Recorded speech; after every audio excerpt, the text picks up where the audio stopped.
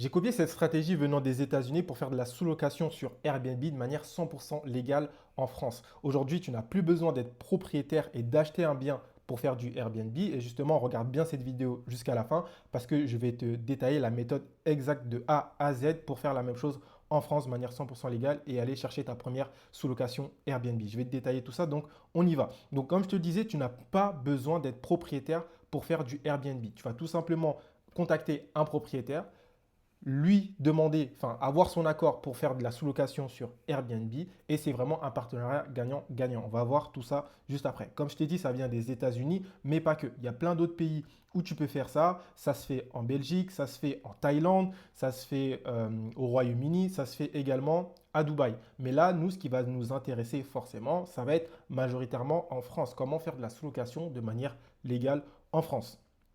Et vraiment, il y a une seule chose qui change dans tout ce business model-là, parce qu'en soi, le business model c'est à peu près la même chose, que ce soit dans tous les pays que je t'ai cités, au niveau de la gestion du business, ça va être principalement la même chose. Mais vraiment, la grosse différence qui va changer selon les pays, c'est la réglementation. Donc, comment légaliser cette activité en France? Il y a plusieurs choses à respecter. Déjà, la première, c'est d'avoir l'accord du propriétaire. On est là pour faire un business sérieux. Donc, déjà, pour avoir un business sérieux, il faut que tout le monde soit au courant de ce que tu vas faire dans l'appartement. Donc, l'accord du propriétaire, c'est la première chose qu'on va avoir et qu'on va faire justement quand on va contacter le propriétaire, quand on va trouver un appartement qui nous intéresse, on va contacter le propriétaire et on va lui expliquer justement ce qu'on va faire dans son appartement. Donc, avoir son accord, c'est la première chose. La deuxième chose, c'est avoir un bail qui est adapté pour l'activité. Donc dans ce bail-là, c'est super important. Il y a plusieurs choses qui sont primordiales à avoir de ce bail. Et justement, dans ce bail, il y aura l'accord du propriétaire qui va être confirmé par écrit. Mais il y a d'autres avantages qu'on va voir juste après qui sont importants, qui soient mentionnés. Mais ce bail-là, il ne faut vraiment pas que tu dises, OK, je vais faire un bail avec ChatGPT ou je vais prendre le premier bail que je trouve sur Internet. Non, il faut un qui soit rédigé par un avocat pour que tu puisses exercer ton activité de manière légale. Sinon, attention aux amendes. Et la troisième chose, qui est la plus importante pour légaliser ton activité en France, c'est de respecter la réglementation en location courte durée, comme tu le vois ici.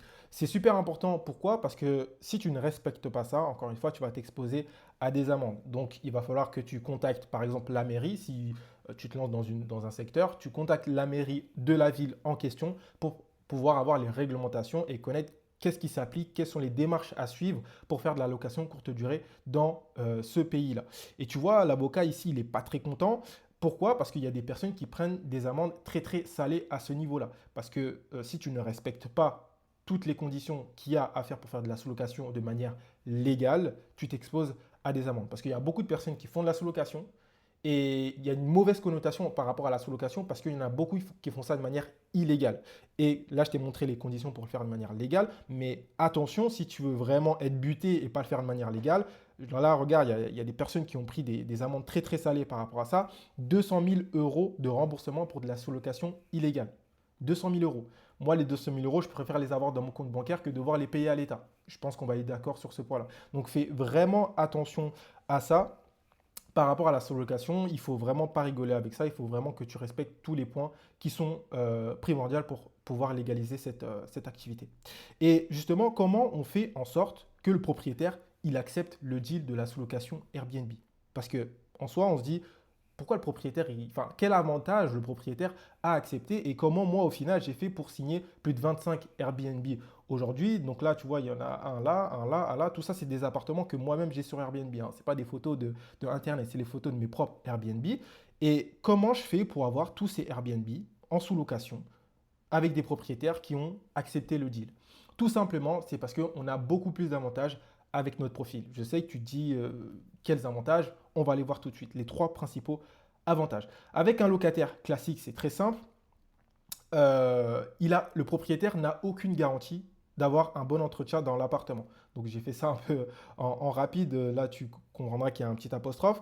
Mais le propriétaire n'a aucune garantie par rapport à ça. Pourquoi? Parce qu'en fait c'est qui tout double. Soit le propriétaire, il a un locataire qui va avoir du coup, qui va prendre soin de son appartement, donc là qui va être soigneux, et là dans ce cas-là il n'aura aucun problème à la sortie du locataire. Soit, c'est l'autre solution, la deuxième option, il a un locataire qui ne respecte pas du tout l'appartement, qui fait des éraflures sur le mur, qui ne nettoie pas l'appartement quotidiennement. Et donc, quand le locataire va sortir, le propriétaire, même s'il prend une caution, il va avoir des frais de rénovation à mettre sur la table pour remettre l'appartement en bon état. Nous, dans notre business-là, tu as compris que Airbnb, je pense que tu connais déjà, hein, peut-être tu en as même déjà réservé pour toi. La première chose que tu regardes quand tu réserves un Airbnb, c'est les notations. Si les notations sont bonnes, tu vas être beaucoup plus susceptible à louer cet appartement. Et donc, les avis, majoritairement, aujourd'hui, ça vient de l'entretien, ça vient du ménage dans l'appartement. Et donc, nous, aujourd'hui, on est obligé, si on veut prospérer sur Airbnb, et en location courte durée de manière générale, je dis Airbnb, mais ça comprend Booking et toutes les autres plateformes, donc la location courte durée de manière générale. Mais si on veut prospérer dans ce domaine-là, on doit avoir des bons avis. Et si on veut avoir des bons avis, on n'a pas le choix d'entretenir l'appartement et de prendre soin de l'appartement. Et donc nous, on a des équipes de ménage qui passent plusieurs fois dans l'appartement, plusieurs fois par semaine, qui nous fait un reporting de ce qui va, de ce qui ne va pas. Donc si besoin, nous, on envoie des techniciens qui vont entretenir l'appartement, faire les petites réparations. Et en fait, le propriétaire, il s'expose à deux choix.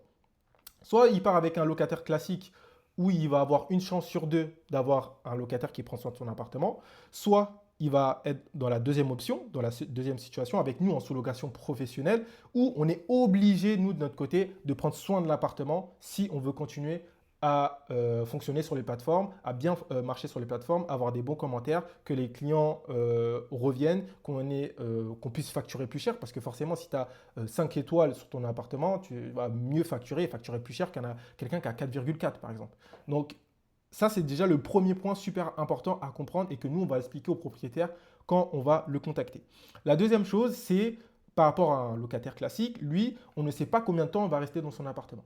En plus, nous, en général, on prend des appartements qui sont meublés parce que c'est beaucoup plus simple. En tout cas, si toi, tu veux te lancer aujourd'hui, va sur des appartements meublés dans un premier temps, c'est beaucoup plus simple et tu auras moins d'argent à sortir. Mais là où je veux en venir, c'est que en général, un locataire classique en appartement meublé, il reste 1 an, voire 2 ans maximum. S'il reste plus de 3 ans, déjà, c'est un miracle. Parce que forcément, par exemple, si c'est un T2, la famille, si c'est un couple, la famille va s'agrandir. Donc voilà, plus de personnes, dit un enfant, dit il faut une somme supplémentaire. Donc forcément, ils vont changer d'appartement. Nous, il n'y a pas toutes ces problématiques-là. Nous, on est là pour de la location long terme. De la location long terme parce que tant qu'on reste dans son appartement, on est là à un but lucratif. Donc plus on reste, plus on va gagner de l'argent. C'est aussi simple que ça. Donc, plus on va rester dans son appartement, plus lui, il va être sûr, du coup, par rapport au premier avantage, que son appartement va être bien entretenu. Et en plus de ça, nous, on va rester sur du long terme parce qu'on va gagner de l'argent, tout simplement. Et même pour le propriétaire, à chaque fois, refaire les visites, retrier les dossiers, revenir sur place pour voir les différents profils, tout ça, ça prend du temps au propriétaire. Et il y a des propriétaires qui n'ont pas envie de se prendre la tête avec tout ça. Ils veulent tout simplement avoir leur loyer qui tombe tous les mois avec un appartement qui est bien entretenu. Donc ça, c'est super important, c'est le deuxième avantage. Et le troisième avantage qu'on va voir juste ici, c'est que le locataire classique, il ne propose aucune garantie de loyer. Tu vas me dire peut-être, oui, mais le propriétaire, il peut prendre une GLI, donc ce qu'on appelle une garantie de loyer impayé. Oui, d'accord, mais ça a des coûts supplémentaires pour le propriétaire. Nous, cette garantie de loyer, elle est incluse dans le contrat dont je t'ai parlé juste ici, elle est incluse dans le contrat. C'est pour ça que je te dis, ce contrat, il est super important. Fais-le rédiger par un avocat pour que tu aies toutes les bonnes clauses dans ce contrat-là. On revient où on en était. Mais le locataire classique n'a pas de garantie de loyer. Parce que je suis sûr que tu as déjà entendu dans ton entourage, sur les réseaux, sur les infos, quelqu'un qui ne paye pas le loyer au propriétaire, mais qui par contre peut rester dans l'appartement sans problème et sans que rien ne se passe. Malheureusement, c'est les lois qui sont en France qui surprotègent le locataire classique. Et en fait, avec le droit social, le propriétaire ne peut pas expulser comme ça du jour au lendemain un locataire. Il doit passer par une procédure d'expulsion. Donc ça veut dire, cette procédure d'expulsion, sache qu'elle prend en moyenne 2 ans. Donc c'est 2 ans pendant lesquels le propriétaire ne peut pas récupérer son appartement, 2 ans pendant lesquels le propriétaire n'a pas de loyer aussi. Il faut comprendre tout ça. Et nous, en fait, dans le contrat avec lequel on travaille, il y a une clause qui dit clairement, noir sur blanc, si on ne paie pas le loyer le premier du mois, le 2 du mois, le propriétaire peut nous virer de l'appartement. Et en fait, juste cette clause-là, c'est vraiment la plus importante. C'est pour ça que je l'ai mis en dernier. C'est la clause la plus importante à mettre en place dans ton contrat. Et c'est vraiment cet argument-là qui va permettre de convaincre un propriétaire. Parce que la plus grosse peur des propriétaires, c'est d'avoir un locataire qui ne paye pas le loyer. Et il faut comprendre justement ces peurs-là pour, quand tu vas contacter un propriétaire, pouvoir appuyer dessus et l'avancer, l'avantage de la sous-location, de notre profil, pour qu'il puisse être convaincu du concept. Et vraiment, donc ça, c'est les trois avantages principaux qu'il faut mettre sur la table. Donc, avec nous, il y a un meilleur entretien. Nous, on reste sur du long terme et il y a une garantie de loyer impayé qui dit que si jamais on ne paye pas le loyer, le premier du mois, le deux du mois, on est expulsé de l'appartement. Et en fait, ces trois choses-là vont te permettre de convaincre un propriétaire. Donc, c'est pour exactement ça qu'un propriétaire accepte la sous-location. OK? Donc, on passe à la suite. Quand tu vas du coup commencer à démarcher, à aller chercher tes premiers appartements, tu peux te rendre sur ces différentes plateformes. Donc, déjà, il y a Le Bon Coin. Donc, déjà, c'est la plateforme principale que moi j'utilise aujourd'hui. Donc, sur Le Bon Coin, voilà, je pense, je ne sais pas si tu connais, je pense que tu connais. Tu vas pouvoir mettre tes villes ici qui t'intéressent en priorité par rapport à l'analyse de marché que tu vas faire. On va voir ça juste après. Et moi, je te conseille de faire une petite alerte, sauvegarder ton alerte. Comme ça, tous les jours, tu vas recevoir une alerte par rapport aux annonces qui pop dans ton alerte. Et comme ça, tu pourras être à l'affût sur les appartements qui viennent dans ton alerte. La deuxième plateforme que tu peux utiliser, il y a PAP, donc particulier à particulier. C'est une deuxième plateforme que tu peux utiliser. Et il y a également Se Loger. Voilà, c'est les trois plateformes principales. Honnêtement, moi aujourd'hui, dans tous les appartements que j'ai signés, je suis passé uniquement par Le Bon Coin, 100% des appartements que j'ai signés. Mais voilà, si jamais tu as cours d'annonce sur Le Bon Coin, tu peux continuer à démarcher sur PAP et sur Se Loger. Deux choses importantes à mettre au niveau des filtres. Nous, on va sélectionner uniquement des appartements meublés parce que ça, comme je le disais tout à l'heure, ça va être beaucoup plus intéressant en termes de budget à tes débuts. En sachant en termes de budget, si tu ne sais pas, en sous-location, prévoit entre 3 000 et 5 000 euros, vraiment pour être large. 3 000 euros, c'est vraiment le strict minimum et 5 000 euros, c'est dans l'idéal. Tu n'es pas obligé d'avoir 5 000 euros pour démarrer. Si tu as 3 000 euros, tu peux déjà démarrer. Et le non meublé, pourquoi on va éviter, en tout cas au début, moi j'ai signé les appartements non meublés, ça m'est déjà arrivé, mais pourquoi on va éviter? Parce que déjà, tu vas faire beaucoup d'investissements dans l'appartement, et en plus, si jamais pour X ou Y raison, dans tant d'années, tu dois rendre l'appartement, tous les meubles, tu vas devoir les récupérer.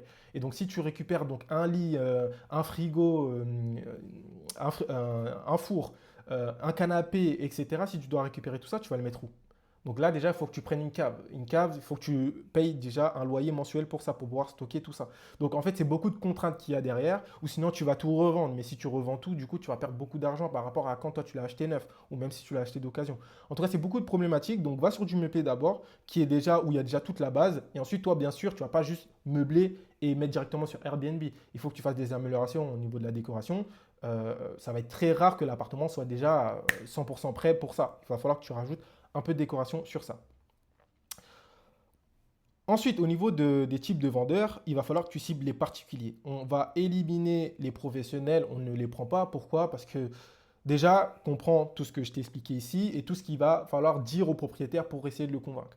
Donc, si déjà tu dis tout ça à l'agent IMO, donc enfin, professionnel dit que tu vas passer par une agence, tu dis tout ça à l'agent IMO qui va retenir 30% de ce que tu lui as expliqué et qui avec ces 30% et en plus qui va utiliser ces mots pour essayer de convaincre le propriétaire, non, on est perdu. Donc va directement à l'essentiel, tu coches uniquement les particuliers, ça c'est bon, et comme ça tu vas pouvoir être en direct avec le propriétaire, lui expliquer et le convaincre directement et obtenir ta visite. Ok? On passe à la prochaine étape. Ensuite, l'analyse de marché. Parce que quand tu vas prendre un appartement, tous les appartements ne sont pas bons à prendre. Il y a des appartements qui vont être très très rentables, d'autres qui vont être moins rentables. Et la plateforme que je te recommande pour faire ton analyse de marché, ça va être RDNA. RDNA, donc c'est AIRDNA. C'est un logiciel qui, sur le marché, sur le monde entier, hein, qui est scrappé à Airbnb et qui va récolter toutes les datas. Récolter toutes les datas et ça va te permettre justement de faire ton analyse de marché. Donc tu vois là, ça c'est l'accueil de mon RDNA à moi, de mon espace RDNA. Donc tu vois, il y a différentes villes et tu peux entrer ta ville juste ici et avoir les informations de la ville. Par contre, attention, sur RDNA, tu peux même aller plus loin en mettant ton adresse. Donc par exemple, tu vas aller sur Le Bon Coin. Ici, tu vas trouver une annonce. En général, tu vas descendre un peu, tu vas pouvoir trouver l'adresse du bien et l'adresse, tu vas pouvoir la mettre ici. Quand tu la mets ici ensuite, voilà, donc là, j'ai pris une adresse au hasard, tu auras ces trois statistiques-là. Donc le project revenu, l'occupancy et l'ADR.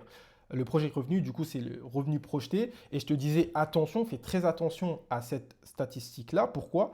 Parce que très souvent, elle est à la baisse. Pourquoi elle est à la baisse? Parce que, regarde, ici, par exemple, tu as un détail. Tu as des appartements dans le même composite. En gros, c'est composition de, comment dire, de concurrents. Voilà, c'est composition de concurrents. Et c'est sur cette composition de concurrents que est calculée cette moyenne qu'il y a juste ici. Mais tu as des appartements qui font en revenu potentiel 30 000 euros à l'année et tu as d'autres appartements qui font 6 000 euros à l'année. Donc forcément qu'à la fin, cette moyenne-là, elle va être à la baisse et qu'elle ne peut pas être correcte parce que tu as des appartements qui performent très bien et tu as d'autres appartements qui ne performent pas du tout. Donc ça va être à toi justement de faire edit par exemple juste ici et d'aller sélectionner dans cette composition de concurrents uniquement les appartements qui ressemblent à l'appartement que toi que tu auras trouvé sur Le Bon Coin.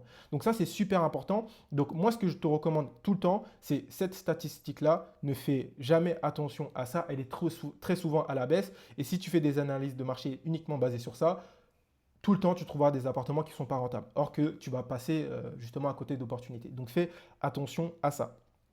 Ensuite, au niveau de l'occupancy, donc le taux d'occupation, moi également, je ne fais pas très attention à ces stats, surtout sur RDNA, parce qu'encore une fois, ici, il y a des appartements qui performent bien et d'autres appartements qui performent moins bien. Et moi, j'ai comparé sur mes appartements, sur tous mes appartements, je suis minimum, et c'est vraiment la tranche basse, hein, je suis minimum à 80% de taux d'occupation sur mes appartements. Peut-être que tu dis, je suis un menteur, que c'est faux. Je vais te donner un exemple. Tu mets ton appartement, peu importe quel type d'appartement c'est, tu le mets à 10 euros la nuit, tu auras 100% de taux d'occupation.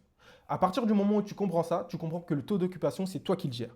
Et donc, moi, sur tous mes appartements, j'ai minimum 80% de taux d'occupation. Et donc, cette statistique-là du taux d'occupation, j'en fais pas forcément attention. Par contre, ce que je vais prendre en compte ici, bien sûr, après avoir fait déjà edit comps, là, donc la composition de concurrents, ce que je vais faire attention, c'est le prix à la nuitée. Moi, j'ai remarqué en comparant mes appartements que ce prix à la nuitée-là, très souvent, il est correct. Quand tu fais les bons ajustements ici par rapport, donc je t'en ai pas parlé, mais par rapport au nombre de, je vais effacer ça, comme ça tu vas bien voir par rapport au nombre de chambres, parce que forcément, il faut que tu filtres ici. Si ton appartement que tu trouves sur le Bon Coin, c'est un deux chambres, tu ne vas pas le comparer à un studio. Il n'y aura pas le même chiffre d'affaires. Donc là, tu peux filtrer ici justement le nombre de chambres, le nombre de salles de bain et le nombre d'invités. Donc après avoir fait les bons filtres, le prix à la nuitée que tu trouves ici est plutôt cohérent avec ce que tu vas réellement générer. Donc ce que tu peux faire, c'est justement prendre ce chiffre-là et ensuite faire plusieurs hypothèses. Tu fais une hypothèse basse, du coup, à 20 nuitées par mois, une hypothèse voilà, plutôt moyenne à 22-23 nuitées et une hypothèse haute à 25 nuitées. Comme ça, tu fais ces trois cas-là. Si déjà à 20 nuitées, tu es rentable, là, tu sais que tu peux y aller. 20 nuitées, tu n'es pas rentable, ok, il faut approfondir l'analyse de marché.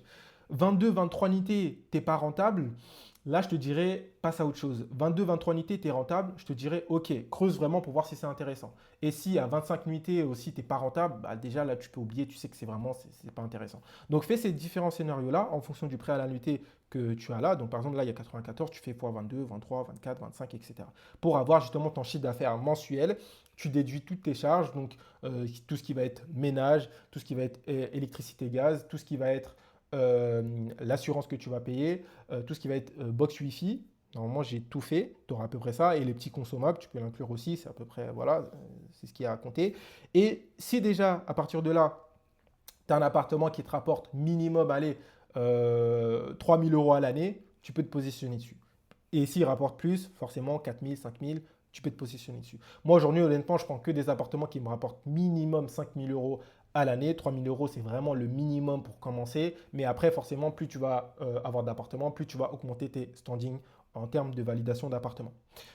Donc voilà pour toute la plateforme de RDNA et ça c'est pour la partie donc ça c'était pour la partie adresse donc vraiment spécifique à un secteur et là tu as la partie plus ville où tu vas avoir un market score avec la rental demande donc c'est la demande sur un secteur, le revenu growth donc ça c'est plus la croissance des revenus sur un secteur, la seasonality donc c'est est-ce qu'il y a beaucoup de saisonnalité.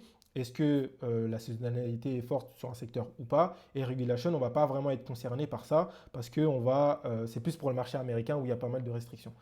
Donc là, c'est plus pour ça. Donc là, on n'est pas concerné sur le marché français. Et là, tu as les statistiques dont je te parlais tout à l'heure à faire attention avec le même principe de ce que je t'ai expliqué ici. Ok, donc maintenant, tu sais faire comment faire une analyse de marché, tu sais ce qu'il faut dire au propriétaire, comment le convaincre et quoi lui dire. Quand tu vas trouver une annonce qui t'intéresse, que tu trouves rentable, tu vas avoir deux options. Soit message, soit numéro. Moi, ce que je te recommande ici, c'est surtout de commencer par le contacter par appel. Je sais que ça peut faire peur, mais en fait, dis-toi que le propriétaire, déjà des messages, il en reçoit, surtout en Ile-de-France, euh, dans les marchés tendus, il en reçoit des dizaines, voire des vingtaines par jour. Vraiment, et j'abuse pas. Donc, dis-toi que si tu envoies un message comme tout le monde, bah, tu vas être dans la masse des conversations que le propriétaire il va avoir sur le bon coin, comme tout le monde. Donc, si déjà tu passes ta peur d'appeler le propriétaire, tu passes devant tout le monde. Devant tout le monde. Et dis-toi que les autres personnes, par exemple, qui voudraient peut-être faire de la sous-location comme toi, ils ont peur d'appeler aussi. Ils ont peur. Mais dis-toi que si tu appelles, tu passes devant toutes les personnes qui veulent passer par message. Et si tu comprends bien déjà ce que je t'ai expliqué dans tous les avantages qu'il y a pour un propriétaire de travailler avec nous qui était juste ici, tu les reprends, tu les révises et tu contactes un propriétaire et comme ça, tu vas pouvoir lui avancer tous les bons avantages et obtenir ta visite.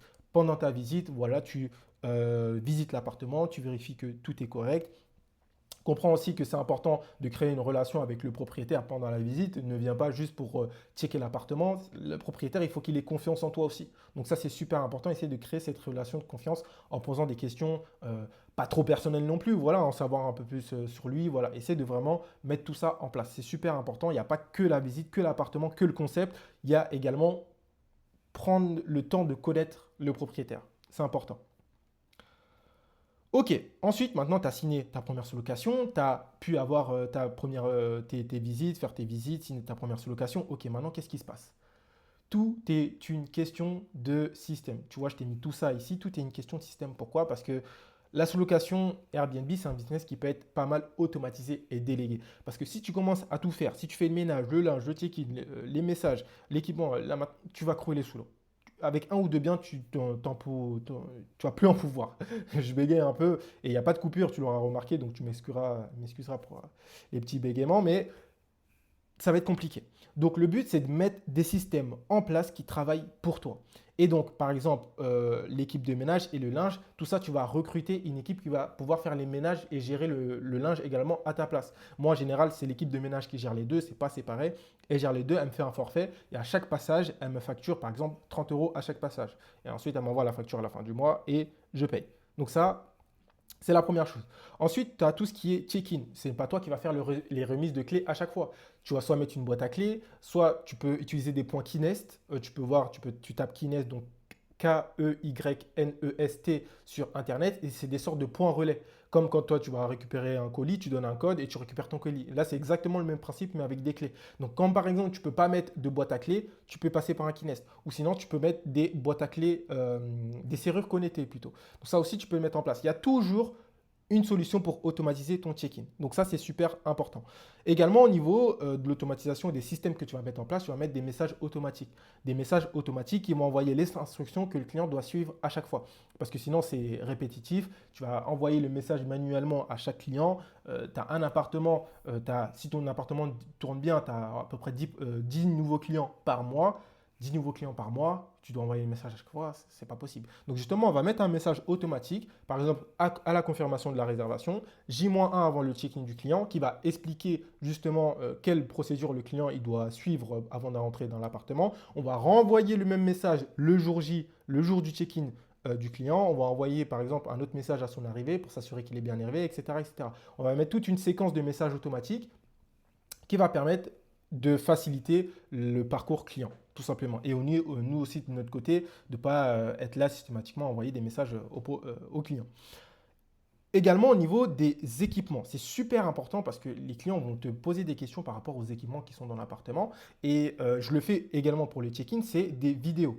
Tu vois, juste ici, là, j'ai par exemple celle-là, c'est une vidéo de check-in que j'ai tournée pour mes clients. Et en fait, pour tous mes appartements, j'ai une vidéo de check-in dans un livret d'accueil digital. Bon, toi, au début, tu n'es pas forcément obligé d'avoir ce livret d'accueil digital. Tu peux le mettre sur YouTube, tu mets un nom répertorié et tu prends une vidéo de l'extérieur de l'immeuble jusqu'à devant la porte de l'appartement en passant par la boîte à clés qui est juste ici.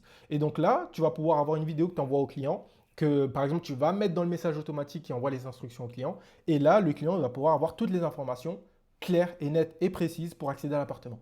Et pour les équipements, par exemple, là, je sais que cette plaque, là, c'est dans un de mes appartements. Elle est un peu compliquée à utiliser parce que tu vois, là, il y a un petit loquet juste ici.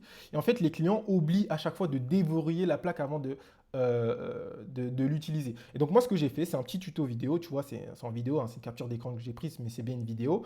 Qui est dans mon livret d'accueil. Et à chaque fois que le client me pose une question par rapport à ça, au lieu de lui expliquer, oui, il y a ça, il y a tel bouton, etc., et c'est très compliqué à comprendre, il n'y a rien de mieux qu'une vidéo pour qu'il puisse résoudre son problème et comprendre comment la plaque d'exécution elle fonctionne. Donc là, j'ai une vidéo où je parle, j'explique, OK, il faut appuyer sur tel bouton, tel bouton. Vous dites peut-être c'est abusé, mais les voyageurs, il faut vraiment les voir comme des enfants de 5 ans. Il faut leur parler un peu comme des bébés et tout expliquer de A à Z parce qu'ils sont en mode vacances. Ils sont en mode vacances, ils ne sont pas en mode OK, je vais chercher à comprendre. Donc ils veulent que ce soit ça le plus simple possible. Donc nous, on fait tout pour leur simplifier la tâche aussi. Et donc ça passe par ce type de vidéo que tu peux mettre en place pour automatiser tout ça. Donc au niveau de la maintenance aussi, parce qu'il va falloir de la maintenance dans ton appartement. Donc ça, il va falloir que tu prévois justement des équipes qui peuvent intervenir. Que ce soit pour le ménage, le linge et trouver des équipes qui vont intervenir pour la maintenance. Tout ça, tu peux trouver par exemple sur Ujo. C'est une plateforme où tu peux trouver des prestataires pour les trois choses que je t'ai citées. Il y a Le Bon Coin que tu peux trouver. Il y a également Allo Voisin.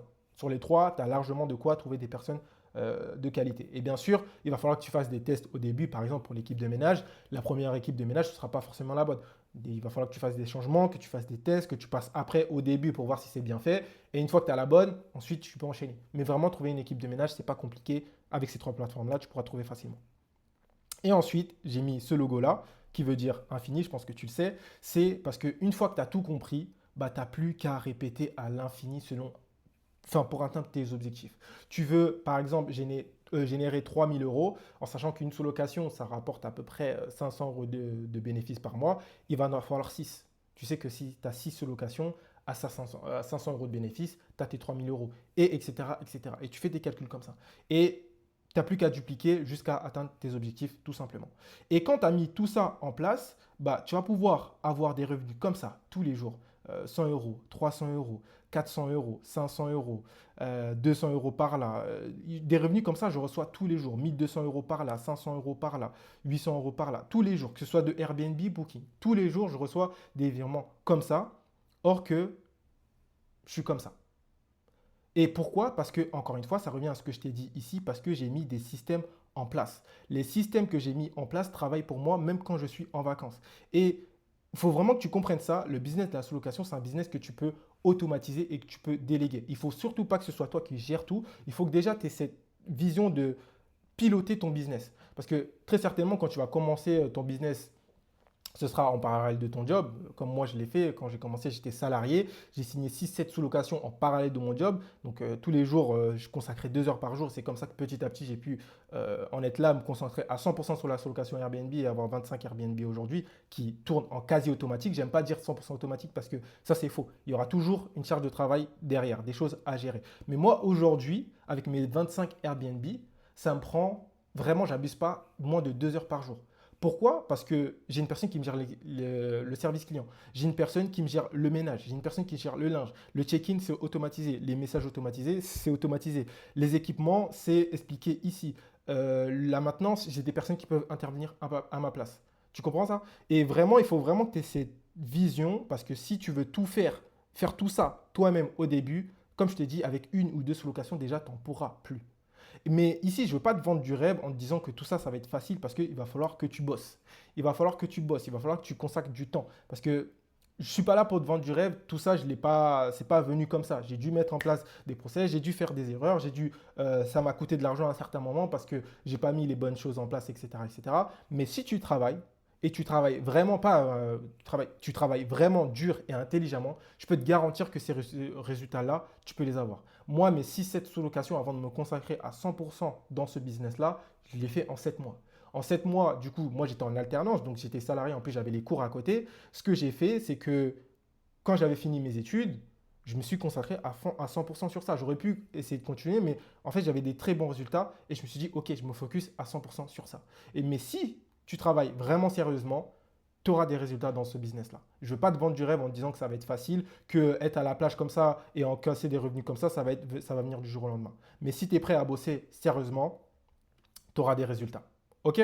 Donc, On est sur la fin de cette vidéo. Si tu veux en savoir plus sur le business de la sous-location, voir si c'est fait pour toi, si tu as des questions, peu importe, il y a un call de découverte juste ici. Tu auras un lien en dessous de cette vidéo. Tu peux le réserver. J'ai rien à vendre à la fin de cet appel. Comme le nom l'indique ici, c'est un call de découverte. On prend 10 minutes voilà, par téléphone pour échanger déjà dans un premier temps et voir s'il y a des choses intéressantes à mettre en place de ton côté pour te lancer dans la sous-location professionnelle. Encore une fois, c'est gratuit. Et si jamais tu veux me poser une question ou quoi, ou suivre mon quotidien un peu sur Instagram, je donne de la valeur un peu chaque jour. Tu as mon Instagram ici, Jordi-Boko. Tu peux venir me DM et me poser une question si tu en as. En tout cas, j'espère que cette vidéo elle t'aura plu, qu'elle va t'aider à te lancer dans la sous-location. Et on se dit à la prochaine vidéo. Ciao.